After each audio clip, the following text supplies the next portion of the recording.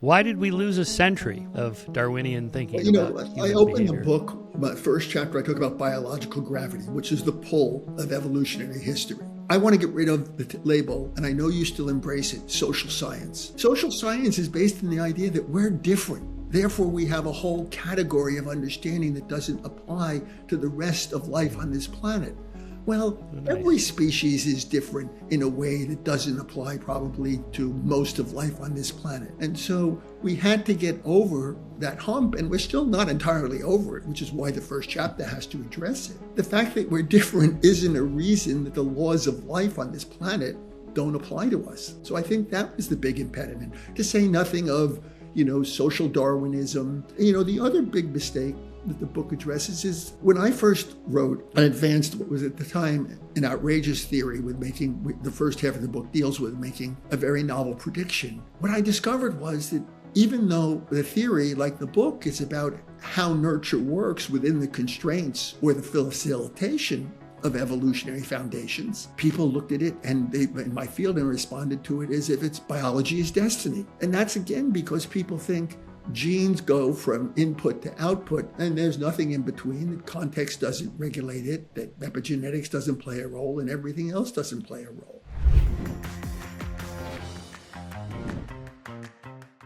Hey, everybody, it's Michael Shermer. It's time for another episode of The Michael Shermer Show. To support it, go to skeptic.com/subscribe. It's free. You can also subscribe to our newsletter, which is also free for a few of the first articles. But as my physicist friends say, there is no free lunch in the universe. So at some point, if you want to subscribe, go to skeptic.com/subscribe, or donate. You can go to skeptic.com/donate and give us a little love there. All right. My guest today may be the most important, influential, and cited scientist you've never heard of. He is Dr. Jay Belsky, who retired from UC Davis in 2022, affording him the time to write his latest book. Here it is, The Nature of Nurture, Rethinking How Childhood Adversity Shapes Development. As many of you know, I'm very interested in how lives turn out. This is the man who figures these things out. They're very complex problems. After earning a PhD from Cornell in 1978, he spent 21 years on the faculty at Penn State University before taking a faculty post at the University of London and thereafter at UC Davis. His 40-plus year research career focuses on the effects of early life experiences on human development, investigating the origins of infant-parent attachment, security, the effects of daycare, and the causes of child maltreatment, among others. Eventually, he was exposed to evolutionary theory, which radically altered his understanding, as it's wont to do, leading him to advance novel hypotheses addressed in his book, which challenged developmental psychology's standard way of understanding the effects of nurture. In 2014, he was named among the 200 eminent psychologists of the modern era. That was in the archives of scientific psychology. And in 2015, he was listed among the top 100 greatest living behavioral and brain scientists. And in 2016 and 17 and 18, he was designated a high-cited researcher by the Web of Science. Let me give you some numbers on this. To say he's prolific is an understatement, having published more than 500 scholarly articles, resulting in 127,169 citations, leading him to be listed among the top 0.01% of some 7 million scientists worldwide on the basis of his impact. So here's one of the measures. If you go to Google Scholar and type in any scientist's name, you'll get an H-index. An H-index of, say, 20, which means you had 20 publications that have been cited at least 20 times, is considered good after 20 years. 40 is outstanding, and 60 is exceptional. Dr. Belsky's H-index is 171. Are you kidding me? Which means that he's had at least 171 papers that have been cited at least 171 times. By comparison, Jay, I just did this for fun. Dan Dennett's H-index is 111 with 121,000 citations. Jared Diamond's is 86 and 28,000 citations. Richard Dawkins' H-index is 85 with 99,000 citations, and Stephen Pinker's H-index is 108 with 132,750 citations. I don't even want to tell you what mine is. Mine's 32, which is actually pretty good for a guy that doesn't publish scholarly papers. I mostly write popular books. But at any rate, and throughout his 40-year-plus career, he's focused on the effects of childhood experience. And that's what we're going to talk today. Jay, nice to see you. A pleasure to be here. I'm a fan. You're you're the one. Okay. Okay, the lighting changed again. Now you're kind of washed out. Go back to whatever it is. No, the other way. Yeah. You got a weird overhead light or something. I live in California, in Northern California, and there's just too much sun here and too many windows in this house. We don't want to tell the people on the East Coast that are suffering under a miserable storm here. All right, so you specialize in studying development and how lives turn out through early life experiences. What is your journey? What's your story in your early development and so on into being a professional scientist? I have a kind of a weird developmental history in some respects. I grew up in a nice middle class, kind of borderline working class, middle class family. Neither of my parents went to college. My father ran a luncheonette in Midtown Manhattan in the Garment Center, a Jewish deli. And my two brothers and I worked in there all through our adolescence, which was a great learning experience. Sometime in my very early life, certainly by the time I was 7, if not before, I aspired to go to West Point. I have no idea what the stimulus was. And that kept me on the straight and narrow until I graduated from high school, because you had to be a good student, a good athlete, a school leader. And I did all those things, always with that ambition. But once I got my congressional nomination and my admission, I changed my mind. I never really had an ambition to be a soldier. It was more kind of a patriotic ambition to serve my country. And I ended up going to Georgetown University, to the School of Foreign Service, to study international affairs. But after about a year, I was turned off on that. And I ended up, by the end of that year, completely, I would say, lost in a classic Erikson identity crisis. Who am I? Where am I going? This was a guy who always knew that from like the age of 7.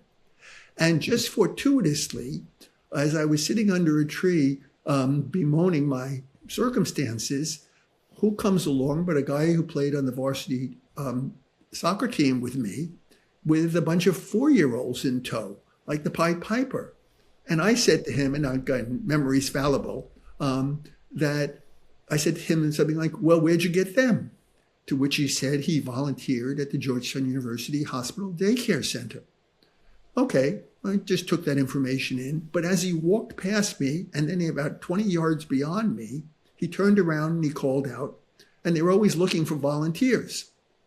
That changed my life completely. What if I wasn't sitting there? What if I hadn't asked the question? What if he hadn't said what he said? I doubt I'd be here today talking with you. And so I went to the Georgetown University Hospital Daycare Center, volunteered, and that changed my life completely. My ambition became to light a candle rather than curse the darkness and become a nursery school teacher. So I transferred to Vassar College because they had a nursery school on campus.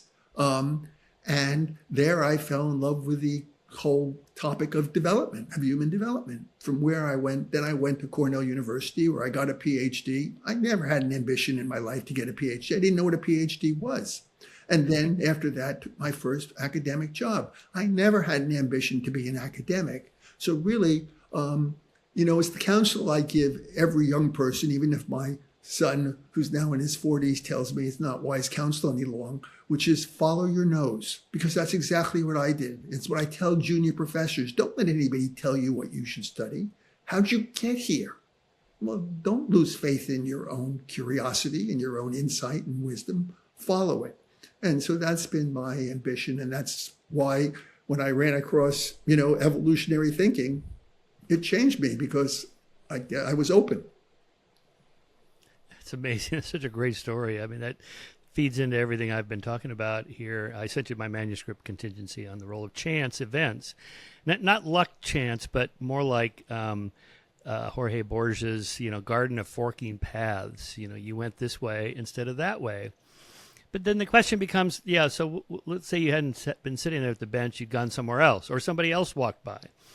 And maybe you'd be a successful, lawyer, accountant, or, something else. I mean, you're a smart guy, and you had a good upbringing. So surely you would have been successful at something. What you ended up becoming was quite, by chance, but it could have been something else. I'll tell you a related story. I got my PhD. I never had an ambition to be an academic, but that's where you were headed. And in 1978, I was looking at ads in the APA, American Psychological Association Monitor, where academic jobs were advertised. And there was a job for a lab director at the Fisher-Price toy company play lab. And a part of my doctoral dissertation was looking at how play in toddlers changes from 9 months to 2 years. So I was, as I was concerned, regarded a great fit for that. And I grew up in a business family. I had no problem going into the business world. I wasn't against that in any manner, shape, or form. But the job was in a place called East Aurora, New York. I had no idea where that was, even though I grew up in New York. The geography wasn't that specific we learned in school. So I look on the map because there's no internet, and I locate East Aurora, New York, which is east of Buffalo. Well, that year, Buffalo got so much snow, and I was living in Ithaca. Buffalo got so much snow, they had to truck it out in trucks. Well, that wasn't for me. I wasn't going to the snow place. So I went to Penn State University, and I didn't apply for that job. Oh, my God. See, there it could have bifurcated another direction. Maybe you'd be the CEO of Fisher-Price Toys by now or something like that. Well, a famous academic, Sandra Scar, now deceased, a well-known behavior geneticist, became the chairman of the board and eventually the president of KinderCare through his older route. So we have evidence of that. Well, your book ends with this thought experiment of Steve Jobs.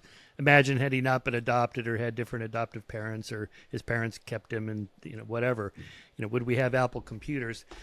Yeah, I like that kind of story. But I mean, someone like Steve Jobs, ambitious, smart, creative, I mean, he surely would have been successful at something, right? Because it's not just randomness.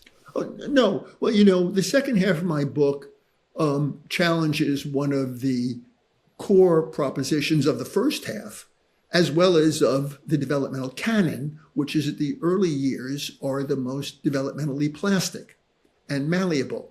And if you stop and think about why we think we should be shaped by our early years, it comes down to fitting us into the future that's anticipated. Well, as every, sophisticated or not so sophisticated investor knows, the future is uncertain. So what's the sharpest thing to do or what does any financial counselor of any capability tell his client?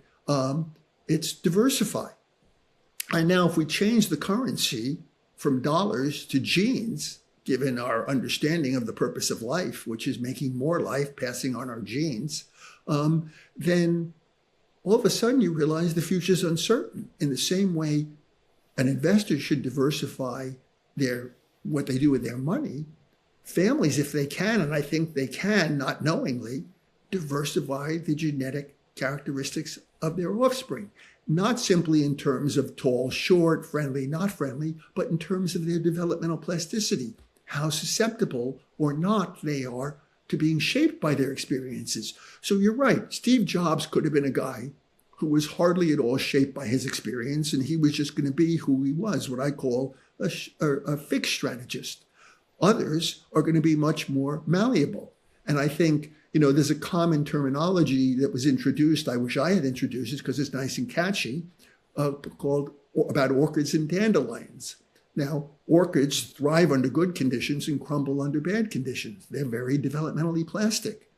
Dandelions, by contrast, unless you cut them down, and even then they'll grow back, are pretty immune to the conditions under which they grow. Now, I think the one problem with that catchy phrase is it gives us a typology of people.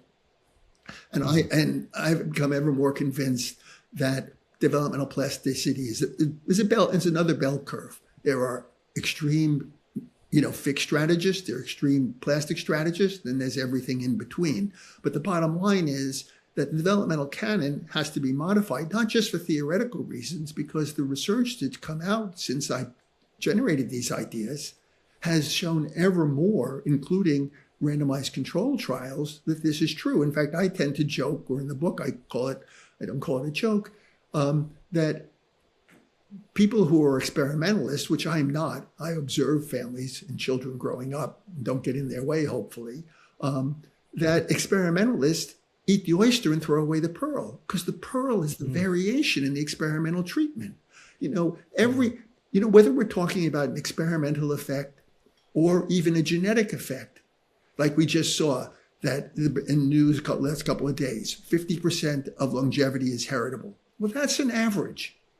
There's variation around that. Geneticists talk about genetic penetrance. And all you have to do is think a little bit about epigenetics and know that you and I could have genes for exactly the same thing. They manifest in you, they penetrate. In me, they don't. So the point is that we have to understand that, however informative, I like to say it this way, that averages may obscure as much as they illuminate. I don't want to throw out the baby with the bathwater. I just want to say these individual differences are neglected in common parlance, whether it's 50% heritable or it's an effect size of this, that, or the other on an experimental treatment. I think when people hear that, they mistake thinking, oh, IQ is 50% heritable, so half my intelligence is genetic. That's not what that means. No. But so explain that. What does that mean? Like half the variance in a population is accounted for by genes. But the sad truth is, what does that mean? Even in the genetic literature, this isn't made clear. And when was the last time you heard any geneticist, behavioral, molecular, talk about that variation around that average detected population figure? Yeah, never. I think it's one of the reasons we end up in these, ill-informed nature-nurture debates. Yeah, for sure. Okay, so the book is called The Nature of Nurture. There's it again. What do you mean by nature? What do you mean by nurture and the interaction effects? Okay. Let me just say one thing. When you read or remembered the subtitle, it was How Early Adversity. What I insisted we put in there with my publisher was why and how, because it's the why question that evolution asks. It's the how question that more proximate, researchers address. So with regard to your question, nature in nature-nurture discourses, and I'm probably not perfectly accurate here when I say 100% of nature is defined by DNA. Genetics. Where is evolution? Evolution's about adaptation.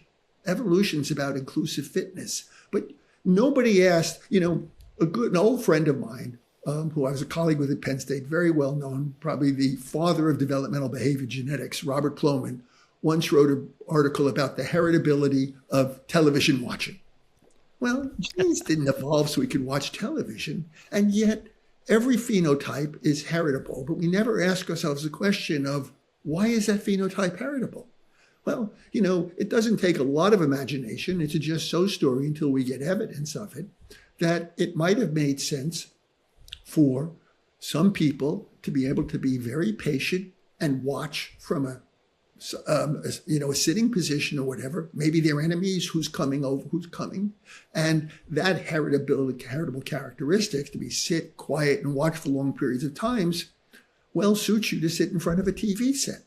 And so for me, the question comes down to, why are these characteristics heritable? Why do we do what we do? That was the big question that in all my education, undergraduate, master's, doctoral education, was never posed. It was always really a how question, a mechanism question. And I don't mean to make mechanisms unimportant, but it seems to me, when it comes to nature and nurture, there are at the least two natures to consider: the ignored one, evolution, and the perhaps overdone one, DNA and genetics. But I don't want to throw that baby out with the bathwater either. And so my argument is, you put evolution, genetics, and nurture together, and you get a modern developmental synthesis. Now, it's not what happened in biology, of course. That was much more massive. But I'm alluding to that kind of radical re-understanding of the dynamics of development. Okay, let's look at the bigger historical picture here. In his 1859 book on the origin of species, Darwin famously noted, "At the end, light will be thrown on the origin of man in his history." He then wrote 2 books on this subject, The Descent of Man and The Expression of the Emotions in Man and Animals. Why do you think it took a century before Trivers, Hamilton, Ed Wilson, and so on, Dawkins in the 1970s, started to apply that? Why did we lose a century of Darwinian thinking? Well, I opened the book, my first chapter, I talk about biological gravity, which is the pull of evolutionary history. And I think it's because, and I think it's why I want to get rid of the label, and I know you still embrace it, social science. Because social science is based in the idea that we're different. Therefore, we have a whole category of understanding that doesn't apply to the rest of life on this planet. Well, every species is different in a way that doesn't apply probably to most of life on this planet. And so we had to get over that hump, and we're still not entirely over it, which is why the first chapter has to address it. That the fact that we're different isn't a reason that the laws of life on this planet don't apply to us. So I think that was the big impediment, to say nothing of, social Darwinism and the fear that, and, the other big mistake that the book addresses is when I first wrote an advanced, what was at the time an outrageous theory with making, the first half of the book deals with making a very novel prediction.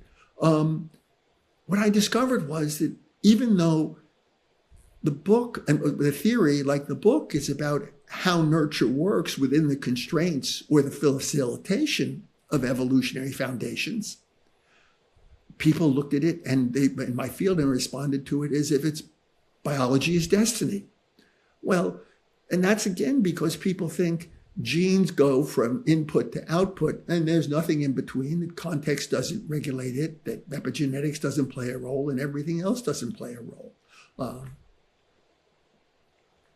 Yeah, so I guess the fear people have in that biology is destiny is that social problems like poverty or educational differences or race differences or gender differences, there's nothing we could do about it if it's in our genes, and therefore we're stuck with these social inequalities and unfairness. It's interesting because I read part of your book that's not yet published, and you took from is to ought as you disagreed with it because there are certain things that you can move to a moral claim and what you should do. But there's a lot of just because it is doesn't mean it ought to be that way. I mean, you wouldn't have medicine if you embraced an is to ought worldview. But when it comes to evolution, and even to a lot of people, genetics, they see that you're declaring something as inevitable. Well, certainly in genetics, CRISPR shows us that's not the case. And even epigenetics shows us that's the case. And fascinating work on gene-environment interaction shows that's not the case. How we get, it's very frustrating to be here, a quarter way through the 21st century, and how rudimentary people's understanding of nature and nurture remains. Is it something basically cognitive that we have to dichotomize alternatives and then they have to add up to 100, some percentage? I don't really know, but it seems to me, I'm struck, for example, at how Hamilton's fantastic insights about inclusive fitness, almost nobody knows about that if you don't read the literature. And, to me, he's the second greatest Darwinian since Darwin. And people don't know it. I think I would put Trivers up there, too, for his particularly parent-offspring conflict theory, and it made certain predictions. But again, I think this is what you're trying to do with your book, is to tell social scientists, or whatever you want to call them, chill out. Biology is not destiny, and here's why. Parents really do matter. The environment that they create really matters, not just for their culture, but for their I their qualify biology. that. And I simply say environments and parents and teachers and peers matter more for some than they do for others. And, there's only one study out there that tested my original hypothesis and found striking evidence that that within a family, children vary in their developmental plasticity for genetic reasons, which some people say that doesn't make sense. They have the same parents. But of course, we know that siblings only share 50% of their genes. And one of the things I'm intrigued by is that variation in plasticity, or any other characteristic for that matter, is that just a result of that random sorting? There was news out. I've had this hypothesis for a long time because I stop and think, if you had enough time, could nature do this? And the question I had was, could nature actually select sperm based on life already created? And my metaphor was kind of like a Chinese puzzle, a Chinese checker puzzles. You've got red marbles, blue marbles, green marbles, or ovum. And one gets thrown out randomly every month. And let's say a yellow hits. Well, then a yellow gets taken off. You don't issue yellows anymore. And so the question becomes, and I would say close to 30 years ago, I listened to David Haig speak at a Human Behavior and Evolution Society meeting.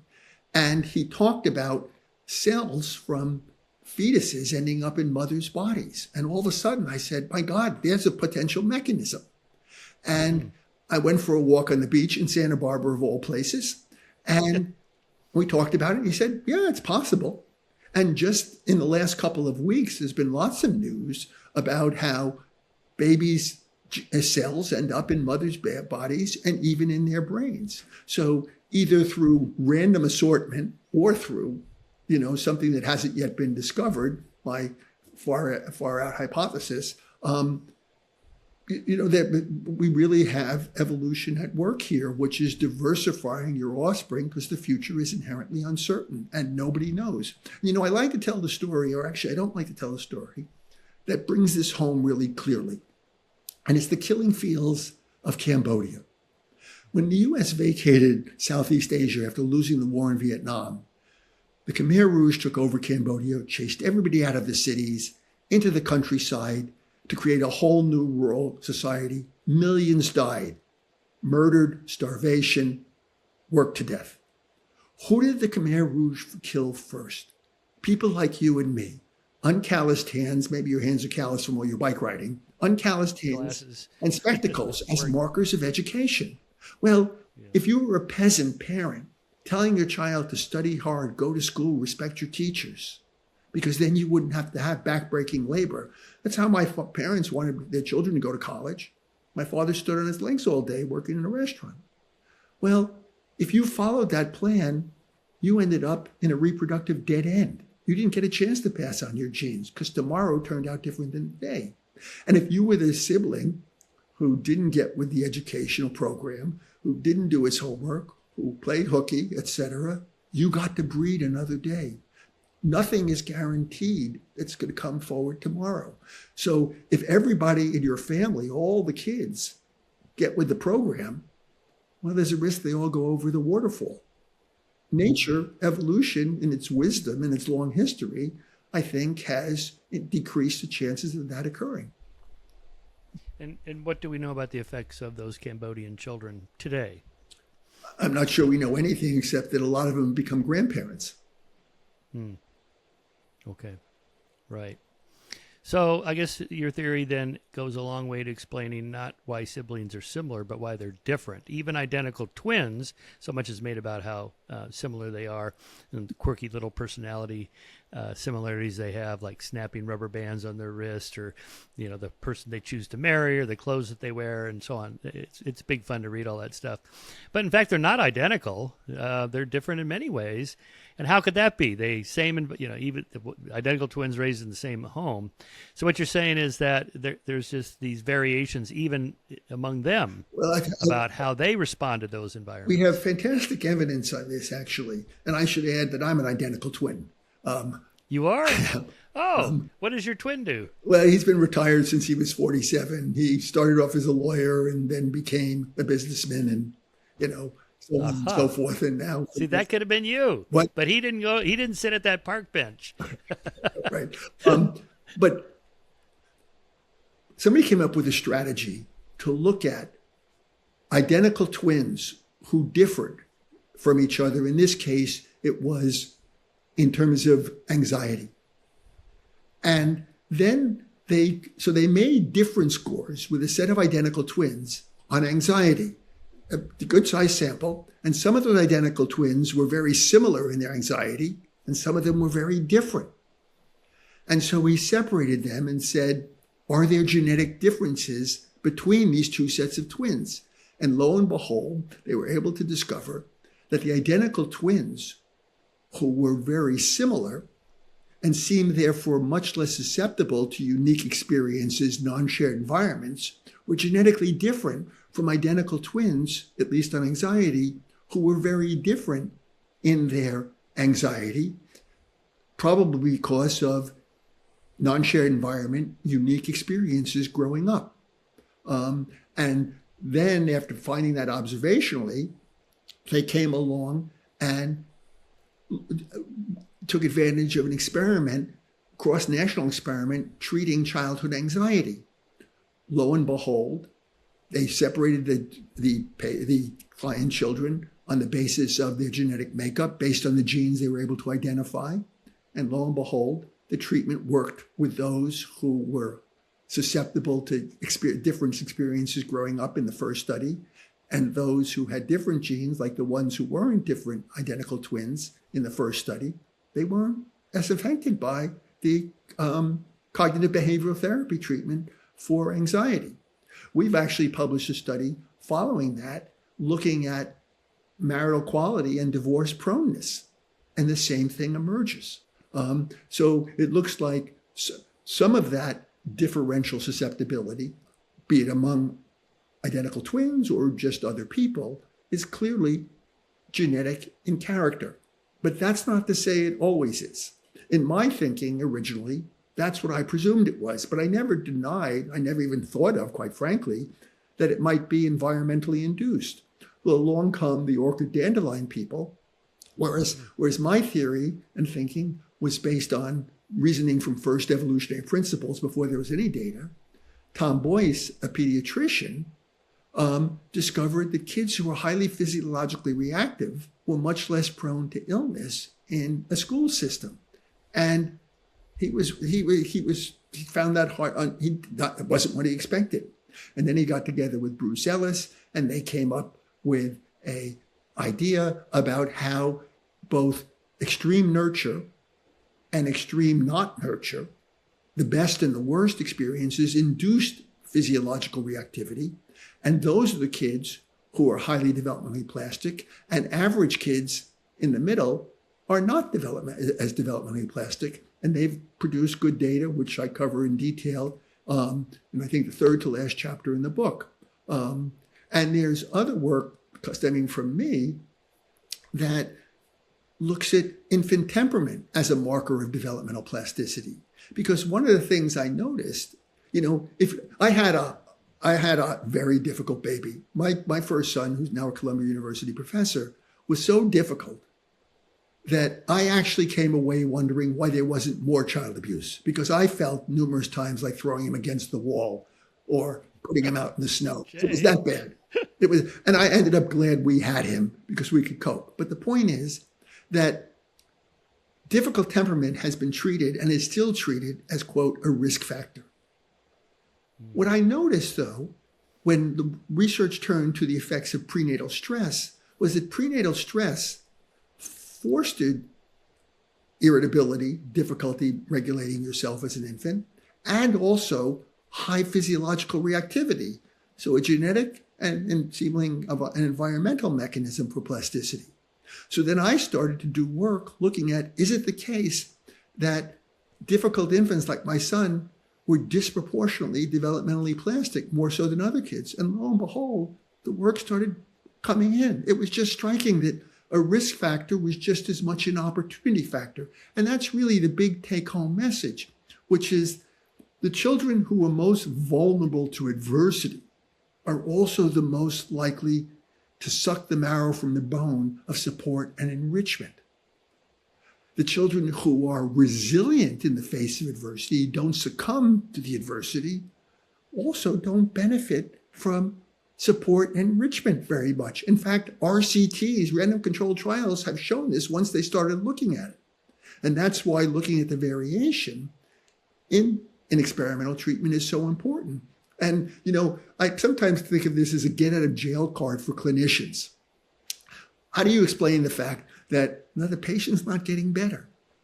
Well, maybe you're dealing with a not very developmentally plastic organism. And I even wonder about doctors who complain, I remember going to a doctor decades ago and discovering that lots of patients don't follow the directions. Well, I'm a compliant, conscientious guy. I follow my doctor's directions. I don't think I've ever ignored them, quite frankly. And all of a sudden it dawned on me, maybe the people who don't follow their doctor's directions know something the doctor doesn't, which is, I'm not going to change. It's not going to affect me in the same way it affects other people. Not that they consciously have thought that out, but could that be going on? I don't know, but it's a hypothesis probably worth exploring. Well, okay, a couple things there. So like on the divorce study, just listening to this, well, there can't be genes for getting divorced. How could that be? But what it is there's some heritability to temperament. And somebody that's temperamental, let's say high in neuroticism on the big five, is just more difficult to live with. The emotional regulations, you have a lot of fighting, and they are more likely to end up in divorce. So that's the kind of causal mechanism behind that. Yeah, and again, it's that evolutionary-based interpretive frame that is totally missing when we find divorce is heritable, TV watching is heritable, et cetera, et cetera. Yeah. Maybe you could explore a little bit more of this concept of non-shared environment. I think people that have not heard that, I'm not sure what you're talking about. Even identical twins raised in the same home, maybe they're carving out little niches in the home that they don't share just to do something different. This is like Frank Sulliway's birth order study. Firstborns are slightly different than middleborns, slightly different even more than laterborns, because each of them carves out a different niche in the same home. And that's hard to see if you're a social scientist, if you will, or family therapist or family researcher. It's hard to see those little subtle differences that they themselves create. And that's especially true if you're attempting to explain anything with family level characteristics, rich, poor, high social class, low social class, big house, little house, because it presumes, and if anybody who stops and thinks about this and certainly has siblings knows this, that it presumes that all the kids in the family are treated exactly the same. Well, stop and think. A firstborn spends part of their life all by themselves. I always feel sorry in many respects for my older brother, because there he was for 2 years with just my mother and father. I have no idea what that was like. And then 2 siblings show up. It's bad enough, 1, but 2. And not only that, they were, smarter, at least academically, than he was. So he is getting shown up. My twin brother and I used to say to a friend who's my older brother's friend, this guy's younger brother got picked on all the time by his older brother. And we used to say, don't listen to him. He's just your older brother. But what we didn't appreciate was there were 2 of us. And most younger brothers only have 1. So the experience of siblings is clearly different. My brother didn't get the mania for West Point that I did.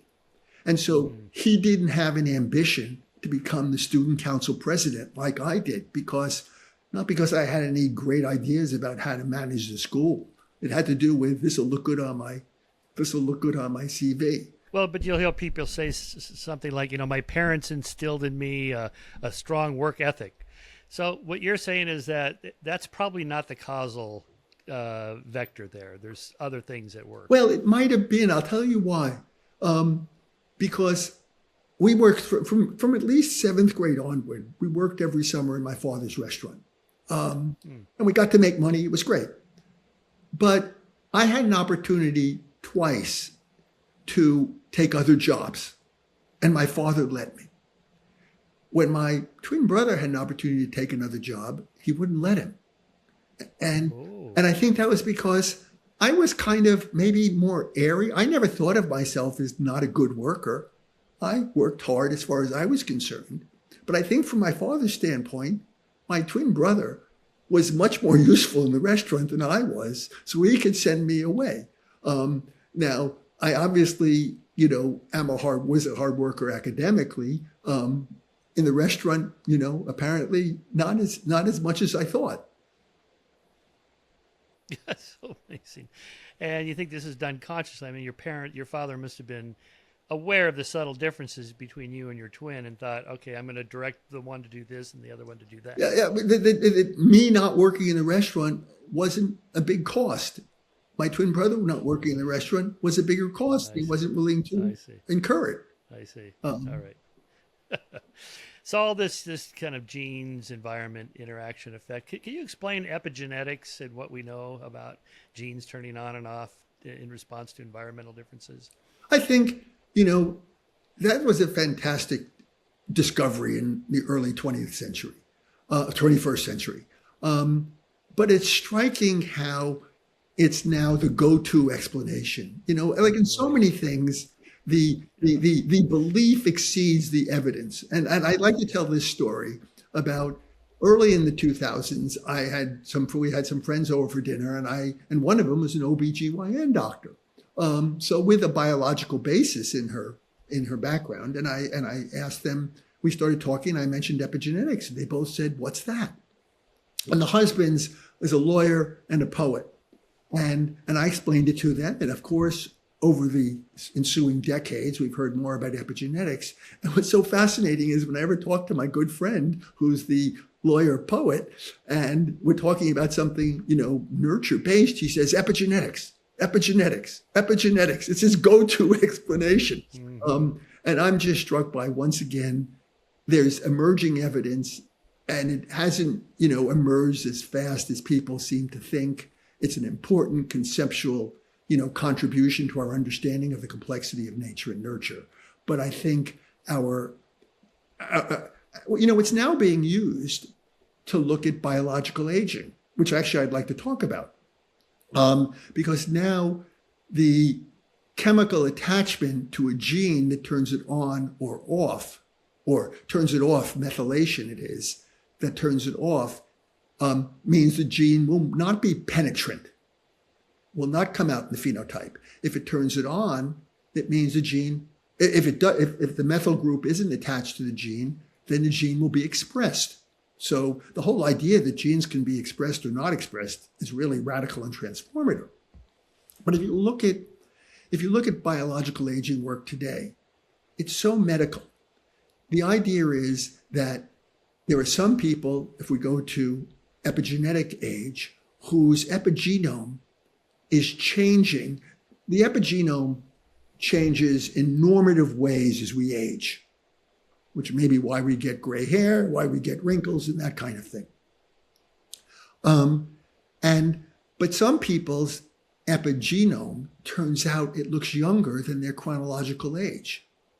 And other people's epigenome is older than their chronological age. So their experience accelerated biological aging. And that shows up not only in their health, not only in their faces, actually, that blind testers can pick up, but they are much more likely to die at a younger age.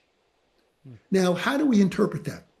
We interpret that as, and I left out one link, which is directly to the book, which is adversity in childhood seems to accelerate in childhood and later on epigenetic aging. And in fact, there are 3 separate studies that show that babies who are exposed to prenatal stress as fetuses have older epigenetic ages as newborns.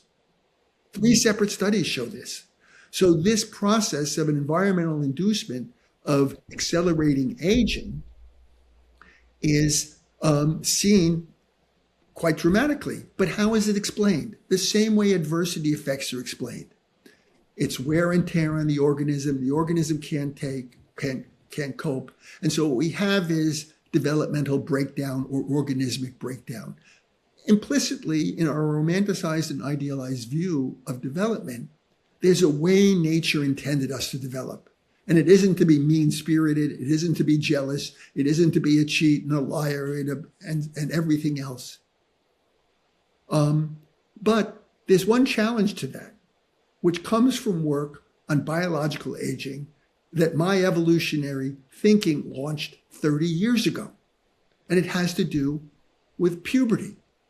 When I first got introduced to evolutionary thinking, the question I had was, sounds well and good, but it's really all they did was take old data and put it it's sort of old wine in a new bottle, a new frame on a picture. It told us nothing new except interpretively. And actually, to me at the time, we're talking about 1989, 1990, appealing to evolution as opposed to appealing to reinforcement schedules or attachment to security or whatever wasn't really parsimonious. And so however attracted I was to this evolutionary view of development, I said to myself, well, a new theory has to do at least three things. Explain what the old theory did, make novel predictions, and lead to novel discoveries. And never in my life up to that point, and even since, have I ever scratched my head so much and struggled with an intellectual problem. And all of a sudden, teaching one night to a graduate seminar, it dawned on me. Adversity is going to accelerate pubertal timing. Well, pubertal timing is all about reproduction. That's why it mattered. And no standard developmental canon has anything to say about experiential exposures shaping the timing of puberty, except severe nutritional deprivation, ballerinas, gymnasts, female gymnasts, and that kind of thing. So I set out with friends who had relevant data to ask this question. Does family conflict and other indicators of early adversity affect timing of puberty? Well, it turned out it does. And in over 30 years, and this is what's covered in the first half of the book, the evidence emerged. What's most interesting is there are now 2 natural experiments which show that exposure to severe experiences in childhood lead to early puberty later on. So we move more and more causally. And what really frustrates me is that for all our early intervention work on cognition, on social behavior, to prevent problems, to improve problems, nobody who's doing that work has ever focused on pubertal timing, because they would be the best studies to pursue it, because they've systematically tried to reduce adversity and promote well-being. And so for me, I wrote this book because there's a small cadre of what I call us Evo-Devo scholars, evolutionary developmental scholars, looking at the effect of nurture on development from an evolutionary standpoint.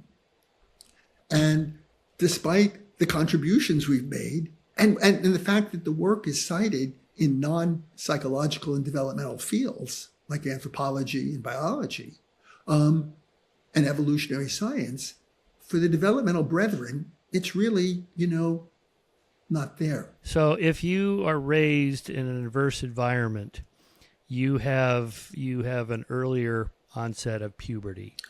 So girls that are raised in whatever that impoverished environments, broken homes, whatever it is, are more likely to start menstruating earlier at an earlier age. And we have data that supports that. Absolutely. What kind of data? Like poverty versus it's social class, yes, instead of poverty per se. We have to be clear here.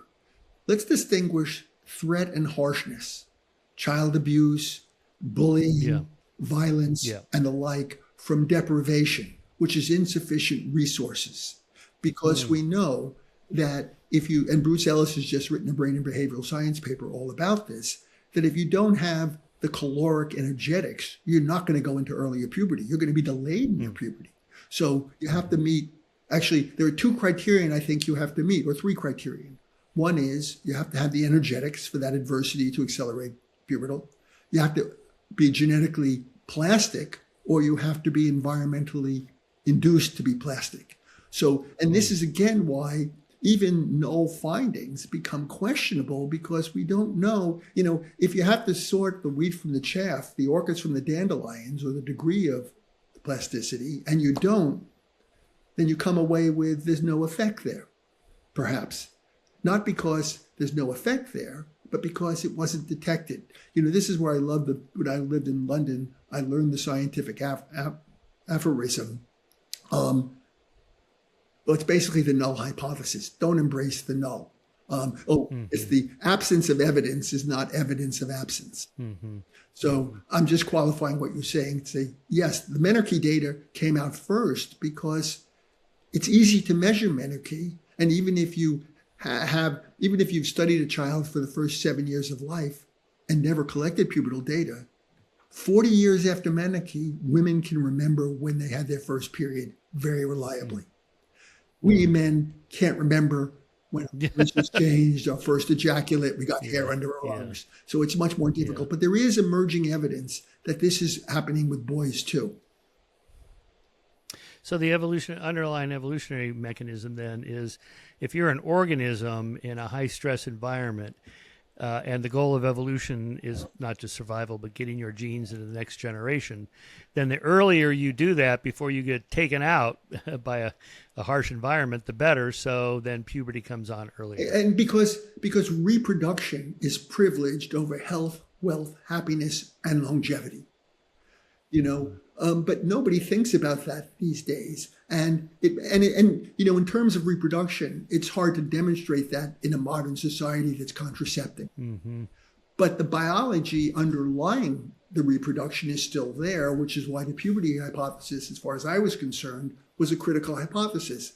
And one of my great disappointments was that I had read Thomas Kuhn, and I had thought that, my colleagues will see this and here's something they never anticipated.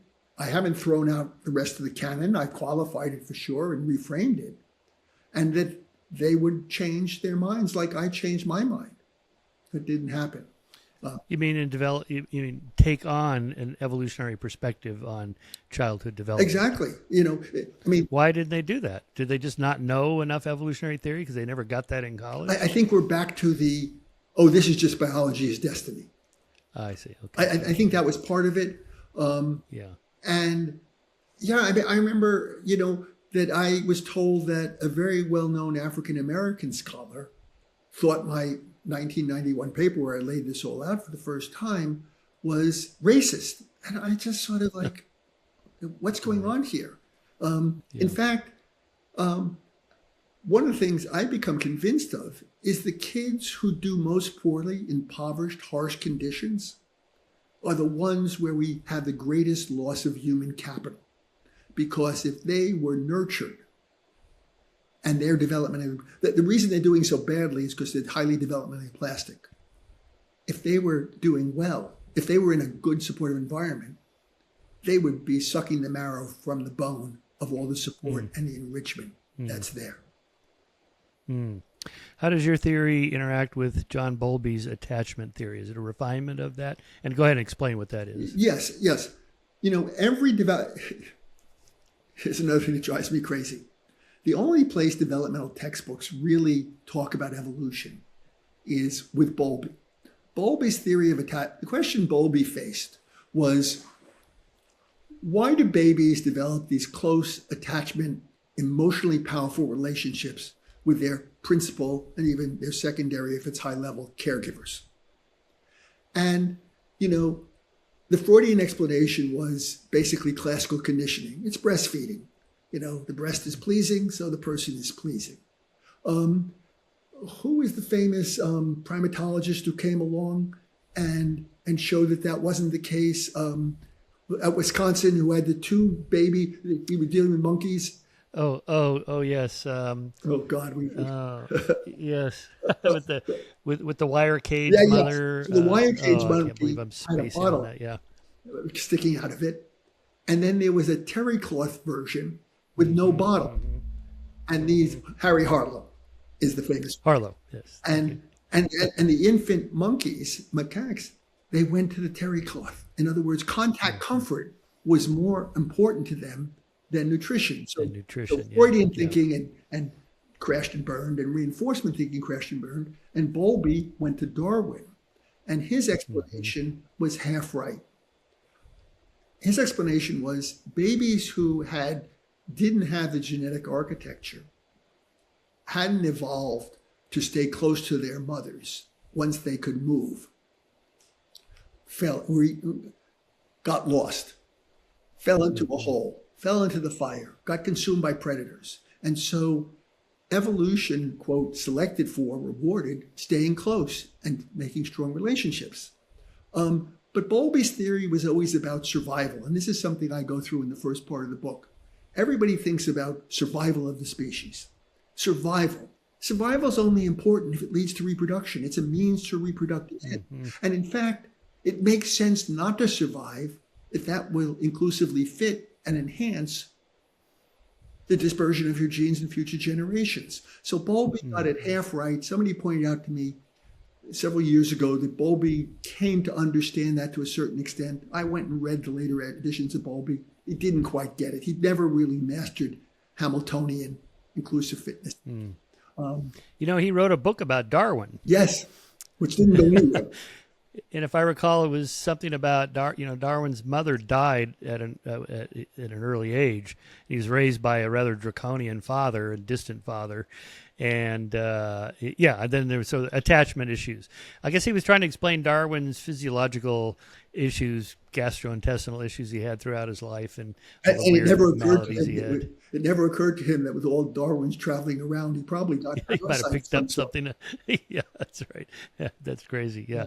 All right. So distinguishing between adverse early environments and nutritional deprivation, what you call it, energetics. So what are the effects of, let's say, divorce, fatherless homes, feelings of abandonment, even if your nutrition is fine? Let's say you're raised in two homes, or you're raised by a single mom, but she's feeding you well. Are there still measurable effects? Like, divorce has this effect, not having a father in a home has that effect, controlling for nutrition and that kind of thing. The first people who turned me on to thinking about evolutionary theory from a developmental perspective, their focus was father-absent families. And one of the legacies of that is everybody thinks that all I'm talking about is father absence. One of my goals as a developmentalist was, I said, the whole story is not father absence. We're talking about, stress being overwhelming, harsh environments. So there is evidence that divorce can have this effect. There's evidence that harsh parenting can have this effect, but we have to qualify that, in a number of ways. One I've already talked about, which is, are you genetically susceptible or even environmentally induced to be more developmentally plastic and shape that? There are kids who go through these experiences and it's water off a duck's back. We all know kids, or have heard about kids who've grown up in great families and turn out nightmares, kids who grow up in horrible families and turn out just fine. Why we haven't generalized that and keep it as just anecdotal, I don't know. So I think we have to recognize that, imagine a divorce in which it's highly conflicted, you've got an alcohol-angry father, and a divorce leads to a much calmer, safer, and feeling secure home. Well, those are two different divorces. And it's really, from my standpoint, it's that psychological experience of being in danger, of being threatened, of being worried about tomorrow. And most importantly, and thinking, and this is where I embrace Bowlby very strongly, having in it what he called an internal working model of expectations that I'm not lovable. The world isn't a nice place. People aren't nice. And so if you come out of your early experiences and you're developmentally plastic, then we should see this pubertal acceleration.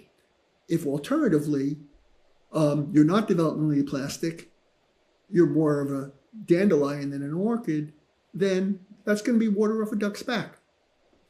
So I think this is where we have to be careful with what my mentor, Yuri Brofenbrenner, called social addresses. Social class, even poverty, even divorce are social addresses. They're probabilistic statements about experiences. And on average, they're accurate. But the fact that your parents got divorced doesn't necessarily mean that your life got worse. The fact that you're growing up in poverty doesn't mean that you didn't have a devoted mother or aunt or grandmother who was going to protect you and care for you despite the chaos around you. That even if you grow up in a violent neighborhood, you may have some important close friends who are protective. So I think that's why I want to look at, this is the how question. I want to look at these proximate mechanisms rather than these sociological addresses, because the sociological addresses are probabilistic statements, not perfect about what you're experiencing. On average, it tells us what you're likely to experience, but not necessarily completely.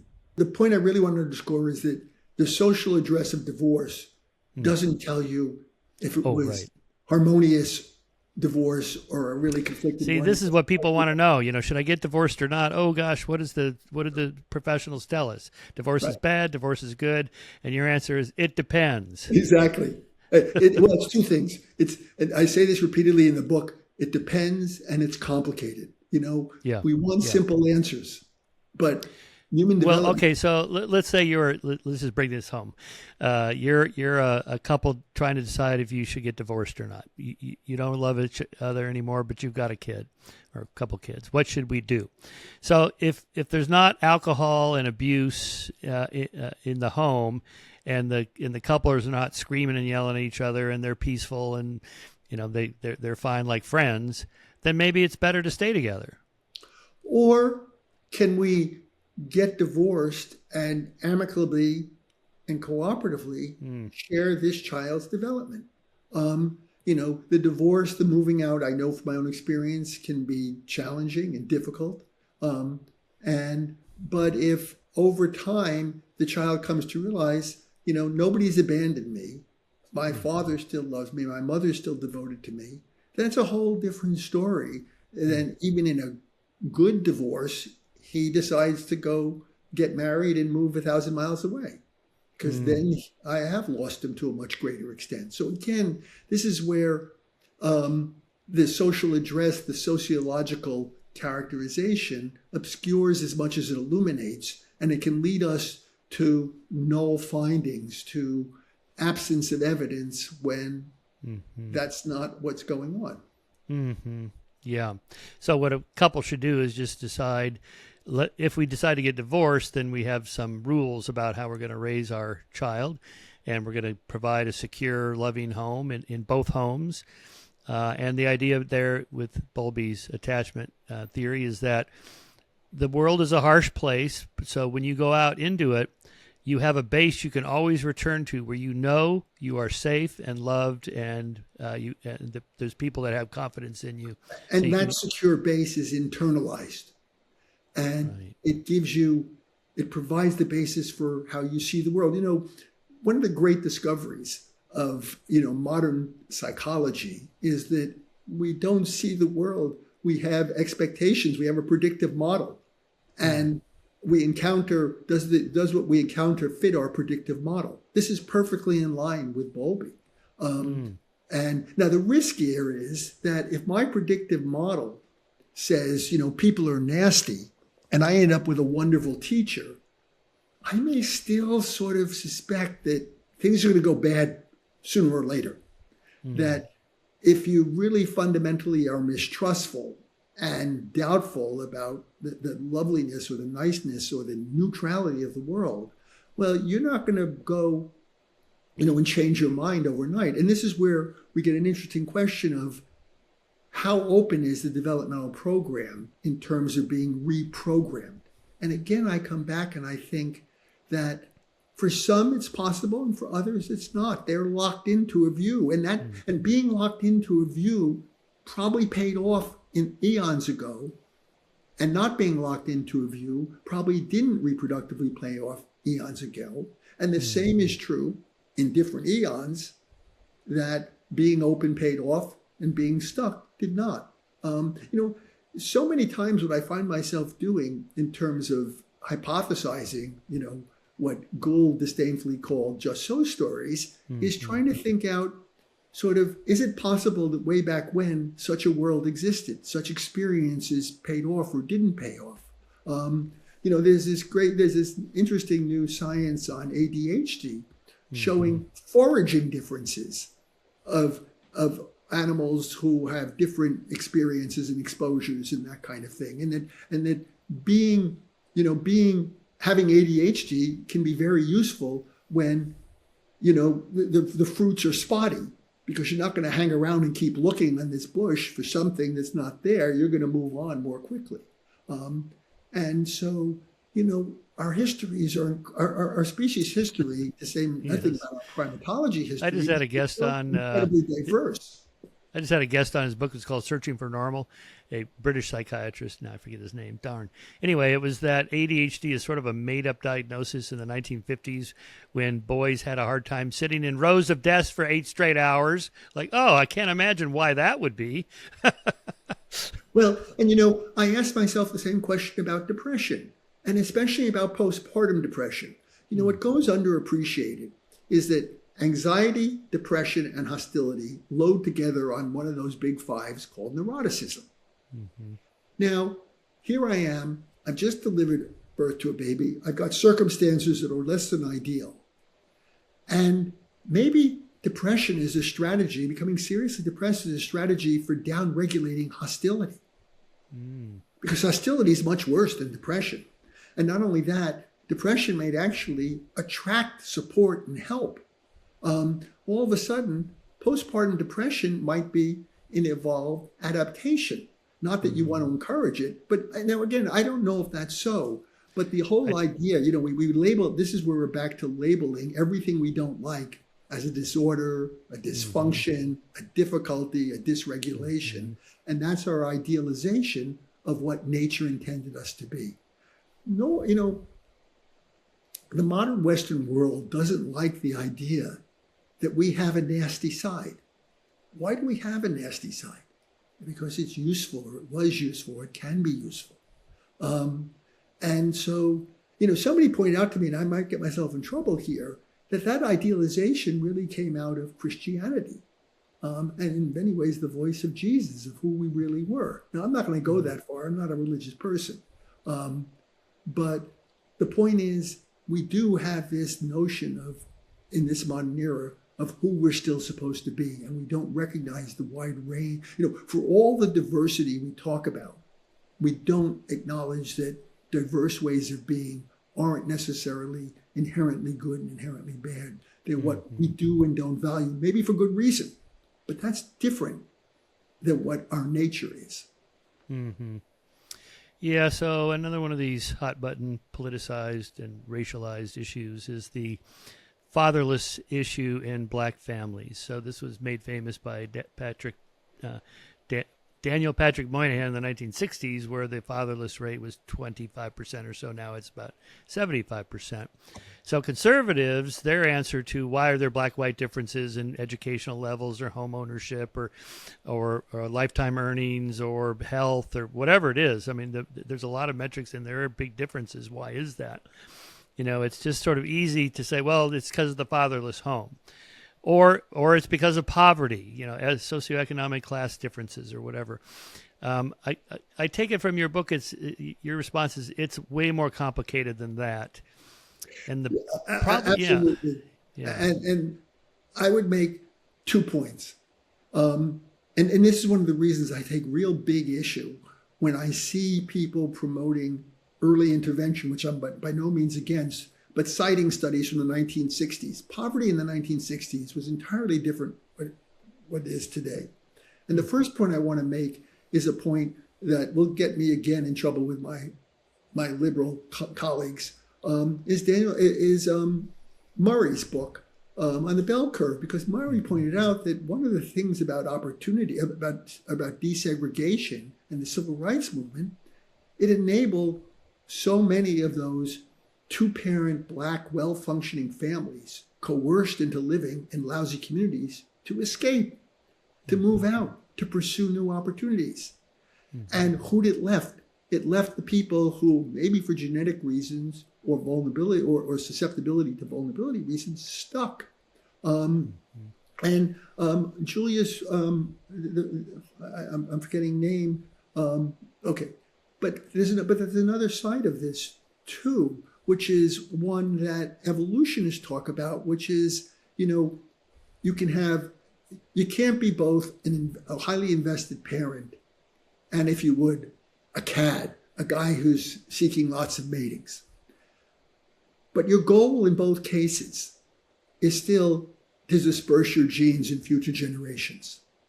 Well, if because of welfare laws or bigotry, you can't bring home the bacon to your family to nourish it because you get the crappy jobs, they burn you out, they don't pay you, they lie to you, then it doesn't, you're not adding anything to the family. So your reproductive strategy becomes go out and, sire as many kids perhaps as you can. You may need to have 6 kids to have more grandchildren. Whereas if you were in a home where you could bring in the bacon and have a supportive family and nourish your children, you might only need 2 kids to have 4 grandchildren. So the ecology of poverty and the ecology of the openness of society also matters here a great deal, because there's not one way to pass on your genes. You can be a cad in this case, or you can be a dad. One we value, the other we don't, and we come up with all kinds of stories about they're bad people or this and that, and some of them might be. I don't deny that at all. And apparently, if you have enough money, you can go to Jeffrey Epstein's island and be both. Okay, that's bad. Okay, so let's think about it from a policymaker's perspective, or you're a politician, or you want to make changes. So all your data, okay, here's the problem, here's the differences. We want to do something about it. Now, what can the government do? I mean, we can't make people get married, but we can't give them a tax break for being married. Or we can't make them own a home, but we can give them a mortgage interest deduction and tax breaks for owning homes and, things like that. We try to nudge people. It seems to me what you're saying is that's too crude a measure, because there's so many individual differences and variation within those populations. Everybody below this level of poverty, we're going to provide some financial support from the government because we think it's going to do that. Well, people listen to me, and I've talked about this a lot, about the differential susceptibility idea, the orchid dandelion, the variation, plasticity. And people, the academy always reacts, or often reacts, with, so what you're saying is we should only care about these children, and the others, it's just a waste of time, money, and effort. And I start out with this assumption, that in an affluent society like ours, every child deserves safety and security, at least economic security.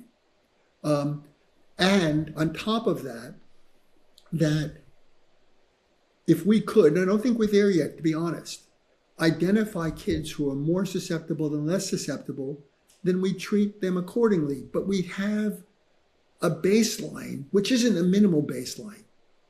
We'd have a baseline that every child gets nourished, every child gets heat, no child goes to bed hungry. We might have, we'll be all in favor of a child allowance. Families with children, get not minimal child support, but more than that, because they're going to be our future. They're going to have to pay for, my son's retirement, kind of thing. So we're just trying to run society on the cheap. So that's how I respond, is that we start with a baseline that children aren't hungry, children aren't cold, children aren't scared, unless they're really anxiety prone, and that kind of thing. And from there, we start to say, and this is where, of course, you can get to talent programs, that here you have children who are really susceptible. And we know from either their characteristics or what they've already experienced, they're likely to flourish in response, and others aren't. So why give both and only treat half of the talented ones? And those talents may be different talents. I mean, what do we know about the Head Start program's results now after all these decades? Well, I think it's really hard to know, because I'll tell you a story. When I was in London, I ran the evaluation of the biggest behavioral science program that was ever issued in Europe, because the Blair government decided that they didn't want to provide services to families or to children because they were worried about stigmatization. What they would do is find neighborhoods that were deprived. They seem to be ready to stigmatize neighborhoods, but not individuals. One of the things you have to know about the UK is that there's a lot less, like you go to London, you can have public housing right in the middle of the wealthiest Kensington neighborhood. And so they carve out part of that to target lots of services. Okay, we did an initial evaluation of the early results, and the government wasn't pleased with our report for understandable reasons. It wasn't all, everything's going great, wonderful. In fact, we discovered that the kids who were most in need, young mothers in poverty, were actually their kids were doing worse than you would otherwise, than the kids in the comparison group. This wasn't a randomized control trial for political reasons, having nothing to do with us. I get a call one day, and so to the UK's credit, the government eventually took this on board and revised the program. They were really data-driven. They resisted it at first, but then eventually, because I wasn't prepared to back down and tell them only what they wanted to hear, they responded. I get a call from a graduate student in Australia to London, and she tells me that, you know what, the early Head Start program, which was started well after Head Start originally, because Head Start originally were like for 4-year-olds, early Head Start for infants on up to the first couple of years. And she says, early Head Start showed exactly the same thing. I said, what do you mean? She says, if you go to the report written by an organization who was contracted to evaluate early Head Start called Mathematica, and you go to the appendix and you go to this page, you will see the same finding reported, which is that the children, that the families most deprived, young mothers, poor, their kids were doing worse. Well, you know what? That early Head Start study was published in the premier child development journal called Child Development. You would never know that. It wasn't there. And I suspect this has gone on again and again, which is the politicians get a hold of things. I can tell another story just like that. The politicians get a hold of things, and all of a sudden, it's like the good news is heralded, the bad news is buried, and we don't get the story. In this case, what's the bad news? The bad news is that the most in-need families, the young mothers in poverty with babies, were actually doing worse in early Head Start than the comparison group of mothers who didn't have early Head Start. Right. So it was a case of the silver spoon. The richer, relatively speaking, were getting richer, and the poorer among this at-risk community were doing more poorly. But the fact that those most vulnerable actually did worse in the program was buried. Same way.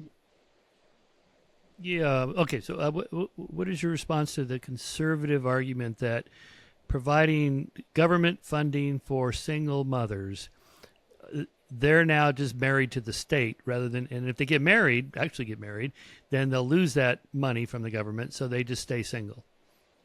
Well, not only that, years ago, there was something called the income maintenance experiments in Seattle and Atlanta and Denver, I think it was.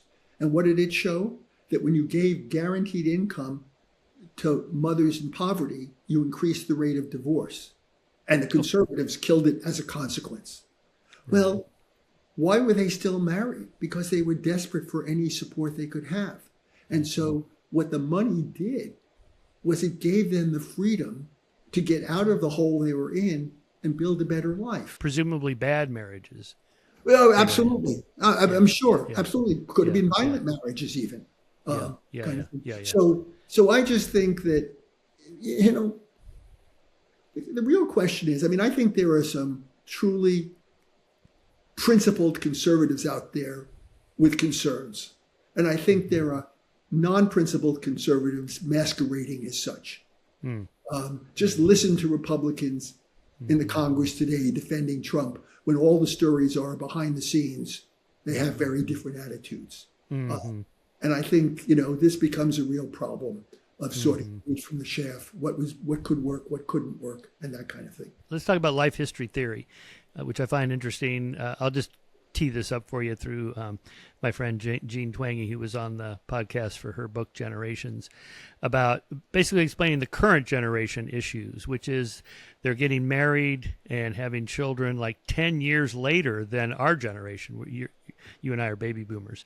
Age of first pregnancy was 19 for our generation. It's now 29. And everything else is slower too. They don't get driver's license, they don't get their first jobs, they don't develop careers. Everything is later than our generation. So her theory is that the safer and more secure the environment is, the fewer children you need. And the fewer children you need, the slower you can just let things unfold into your 20s and into your 30s. And then maybe you'll have one child rather than, getting started early. Anyway, so what do you think about that? How does that tie in with your My theories? book is... When I started writing about this, I talked about reproductive strategies. Reproductive strategies are now discussed as life histories, fast and slow life histories. So we're on the same page. Nice. The one thing I would add is that one of the reason we have slow life histories from an evolutionary standpoint is so that you have the time to embody, to incorporate all the resources you're exposed to: educational, nutritional, safety and security. And that is fostering your development. So now you're not in a rush necessarily to reproduce because you're not worried about not being able to attract a mate, and you're not worried about dying young. You carefully select a mate. You now have a carefully selected mate. You have resources to get 4 grandchildren. 2 kids will do the trick, perhaps. That's the goal, ultimately, not that people are consciously aware of it. So yes, the richer and safer and more supportive life becomes, the slower we develop. Again, if you're developmentally plastic and responsive to those cues. But there will be some who are much less responsive to those cues. So it's the flip side of why you hurry up and mature. And again, going back to the biological aging subject, which is so popular these days, it's not about breakdown and wear and tear. It's about a strategic adaptation. Grow up fast, grow up slow. They're both alternatives and everything in between, because it's a gradient. It's not just fast and slow. So I'm a life history person. Nice. And this isn't in your book, but do you want to comment on the current debates about children and adolescents and social media, screen time, not enough time outdoors, not enough time with peers, running around, but stuck on the screen, all that stuff? Yeah. I have a good friend who wrote a New York Times op-ed pointing out, which now lots of people have, that, the evidence base is limited, the causal evidence base, that there's a lot of selection going on here. I mean, go back to my original story about those kids walking by. Somebody else might have just sat there and watched them. I said, where'd you get them? I was active in constructing my own life. I then took myself to the daycare center. I could have gotten all that information and just gone back and felt miserable. And so we have a lot of selection when it comes to social media use. And so depressed, lonely, isolated kids are using it at times in ways, or a lot, that maintains those feelings. So how many kids are really selecting social media to fit their emotional states, and how many kids are really being undermined? And I don't think we have good answers to that. So you're saying the causal arrow could go the other direction? Actually, and I think it's a causal circle. I see. Okay. And we saw the same thing. This is the same story that happened with TV watching and aggression when I was a graduate student. I remember that. And there was a famous Albert Bandura Bobo doll study. And they showed that kids would imitate aggression by punching this blow-up doll. And what we came to realize was that kids who were already aggressive watched aggressive TV, my mother stopped us from watching the Three Stooges because we imitated the Three Stooges, but we're the ones who turned it on. Right. Yes. Yes, always a problem in social science. Maybe that's why it shouldn't be called social science, is which way the causal arrow goes. To me, social science, it's a life science. Yeah, life science. Yeah. It should be part of biology. Yes. Evolutionary. Well, evolutionary psychology is a whole branch that took real decades to develop with much resistance from people like Stephen Gould. Yes. But the thing about evolutionary psychology is most of it is not developmental to begin with. It's mostly social psychology, and it's the social psychology of mating. In fact, David Buss, who I would call, one of the fathers, if not the father of evolutionary psychology, and I learned huge amounts from reading him. Just published a paper in the American Psychologist on why evolutionary theory is testable, and you can reject and you can get support. But it's all social psychology. It's overwhelmingly about mating and sexual behavior.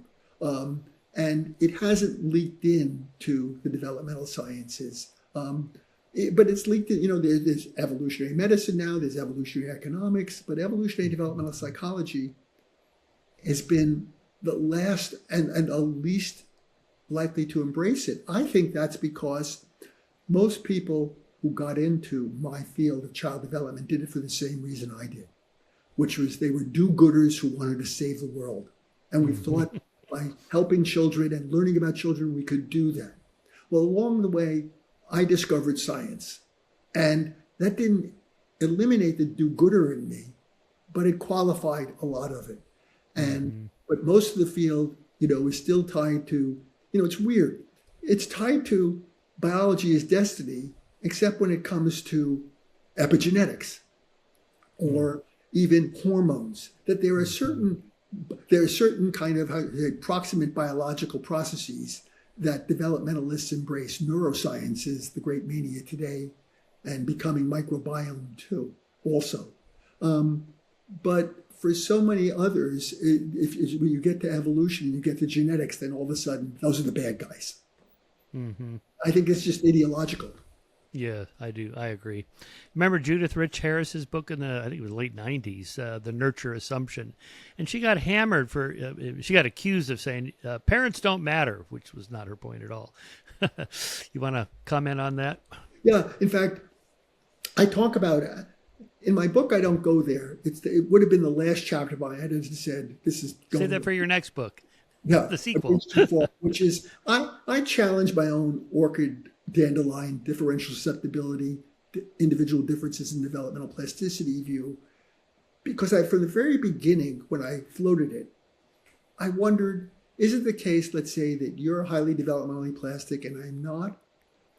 Or is it less global person-like and more specific domain-like? It's domain-specific. So my response to Judith Harris became, and we actually did a study that looked at this, could it be that some kids are more susceptible to the effect of peers and other kids are more susceptible to the effect of parents? And lo and behold, we did that. We looked at a set of data, and that's the way it turned out. And that makes all the sense in the world. Again, from an evolutionary view, it must have been places and times when peers mattered more than parents. And there must have been other places and times when parents mattered more than peers. And so we've got genes to make some of us more peer-focused and more parent-focused. Of course, and that makes total sense. It's going to be, that's why I say development's complicated. Where the book ends is only, there's still more complication to come. Yeah. Oh, yeah. Well, I mean, I remember reading that book and then the responses to it. As if my kid doesn't get into Harvard, my kid's 1 year old. If my kid doesn't get into Harvard, then I've failed as a parent. That's not your job. I always liked Alison Gopnik's book. What was it? The Gardener and the Carpenter, or something like that. Your job is not to be a carpenter and shape your kid to be what you think he should be. It's just be a gardener, provide a nice nourishment, and just let him flourish. You love that title, and again, I envied it. Because this is an idea that I've taught my students for decades, and when I talk to people, and it was always lots of words. You've listened to me, lots of words. And gardener and carpenter was just a perfect metaphor for it. It really, said, it just captured the whole thing. I think it was a brilliant insight, a brilliant phrase. Oh yeah. I mean, I've met parents that worry about those sorts of things, and it's like you're missing being a parent. I mean, my job for my kid, like this afternoon, is I'm going to go pick him up and we're going to go do something. That's what I'm thinking about. Like, how can I make life for my little guy a little better this afternoon, and then tonight, and then tomorrow? Not like in 20 years, if he's not in Harvard, I'm going to be a failed parent. I mean, that's just crazy. One of the things I've always been proud of as a parent was that when I grew up in the 50s, probably like you, the only thing boys did was they played sports, Yes. Multiple sports in high school. And, until I tore my knee up my freshman year in college, I would have played sports. Oh, no. And neither of my boys showed much real interest in sports. And that was okay with me, because my job wasn't to make mini-me's. My job was to garden, was to cultivate, was to enable them to become who they would become to the extent that I could. And yes, so I agree with you entirely that it's not our job. In fact, trying to be carpenters is it's mostly going to fail. And it could create all sorts of difficulties in your relationship with your kid, insisting he goes out there and does X, Y, and Z when he doesn't want to do X, Y, and Z. Yeah. Okay, let me, one of these interactive effects, I wrote about this in that manuscript I sent you, Contingency, about the luck of Darwin getting to go on the voyage of the Beagle. And had he not done that, then we wouldn't have the theory of evolution or whatever. But that's kind of the meme. Psychologist and Darwin scholar Frank Sulloway points out that had the offer of the Beagle voyage not come Darwin's way, he almost certainly was already on track to undertake a similar voyage, one that would have taken him to a geographical location that would have been just as important for undermining creationist theory as the Galapagos Islands. In fact, Darwin was planning an oceanic voyage to the Canary Islands, and he'd already been scouting possible passages on ships going there before receiving the offer to sail on the Beagle. Darwin had even invited his Cambridge University mentor, John Stevens Henslow, to join him on this expedition. And it was Henslow who then nominated Darwin, after being contacted by the British Admiralty, to sail as the naturalist on the Beagle. As Sulloway also notes, Darwin's pronounced degree of openness to experience, a cluster of related traits within one of the big five personality dimensions, primed him to become an evolutionist had he actually undertaken his own planned voyage to the Canaries, because the different islands in the Canaries, like those in the Galapagos, have different species. The German naturalist Leopold von Buch, in fact, visited the islands in 1815, and as a result of his own visit, he developed a theory of evolution through geographic isolation, a theory Darwin later described to his close friend Joseph Hooker as being the nearest approach to my own theory about how species arose. So then here's how Sulloway kind of describes it. It seems to me that where some of the most important future research lies in psychology, in attempting to explain and even predict how individual lives turn out, lies in finding ways to capture the predictive and explanatory power inherent in how people like Darwin, who substantially create their own environments and their own luck, then manage to seize on this luck in ways that lead to subsequent and rather predictable achievements in life. Would Darwin have become an evolutionist and have written The Origin of Species even if he had not gone on the Beagle voyage? Yes, there's a very good chance he would have done so, although the story of how such a revolutionary life in science would have taken its eventual biographical form would inevitably have been somewhat different than the one we now know. But in spite of any such biographical differences, the ultimate consequences of Darwin's extraordinary life in science might have been surprisingly similar to the brilliant and revolutionary legacy we ascribe to him today. Well, let me just challenge that from two standpoints. The first is that Darwin was a child in a very wealthy family. Mm-hmm. So what if he wasn't a child? What if he had, what if he was not a wealthy child? Would he have been able to go in that? And also, there was some suggestion that Darwin was destined to become, a churchman. And where I thought you were first going, I haven't read what Frank wrote. I thought where you were first going is he could have turned out to be, a religious radical in the church. But the point is that again, the context of Darwin's life enabled him to realize the gardener's product. If he hadn't been so watered, if he had been planted in in sand rather than earth, would we have Darwin? Yeah, sure. Certainly Darwin's family had money, multiple generations of that. I mean, his grandfather was the famous Erasmus Darwin. Yeah.